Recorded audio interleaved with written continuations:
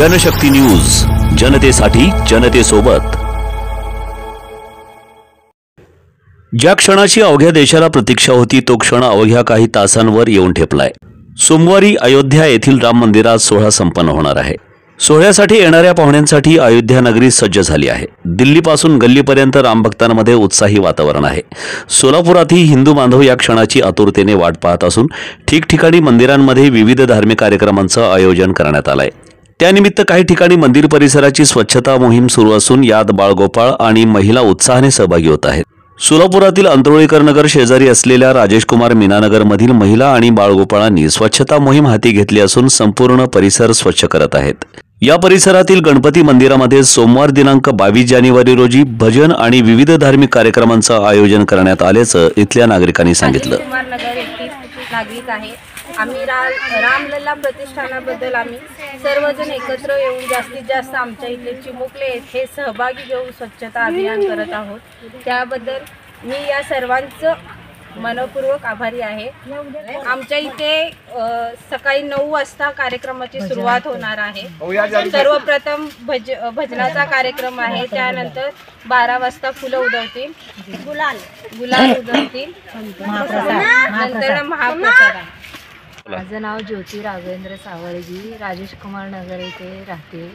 पण इथं कधीतरी येते लोक स्वच्छता करत नाहीत, महिना 6-6 महिने इकडे फिरकत नाही। आम्ही सगळे एकत्र येऊन कॉलनीतले सगळे सहभागी होऊन हे कॉलनी स्वच्छ करायला निघाले। उद्या भजन आहे, गुलालचा कार्यक्रम आहे आणि महाप्रसाद आहे, दीप उत्सव आहे संध्याकाळी।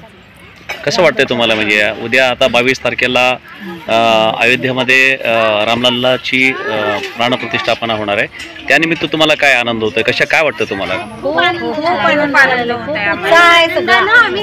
दिवाळी साजरी करणार आहोत। मी राजेशकुमार नगर घोडगी रोड महानगरपालिका कॉलनीमधून रियाज सगरी बोलतो। आमच्या इथं 9 बिल्डिंग असून 116 सदनिका आहेत और सर्व जाती धर्माचे लोक इथं गुण्यागोविंदांना आम्ही राहतो। सर्व सण साजरे करतो आम्ही।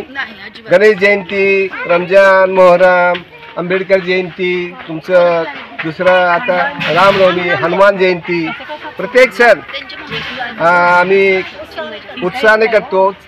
परवाच आमच्या इथं कॉलनीमध्ये अजमेरच्या 6 तारखेला चिता पण केले आम्ही। सर्वजणांनी मिळून मिसळून एकजुटीने आम्ही इथं कार्यक्रम करतो, जेवण करतो। नेहमी आमच्या कट्ट्यावर गणेश जयंतीचा कार्यक्रम साजरा होतो।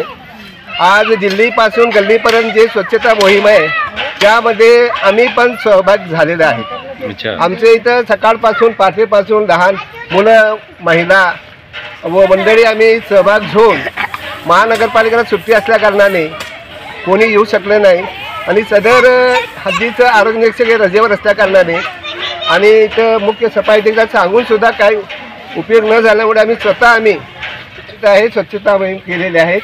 ह्यापुढं पण आम्ही करू आणि उद्या आमच्या इथं रामलल्लाचा कार्यक्रम होणार आहे।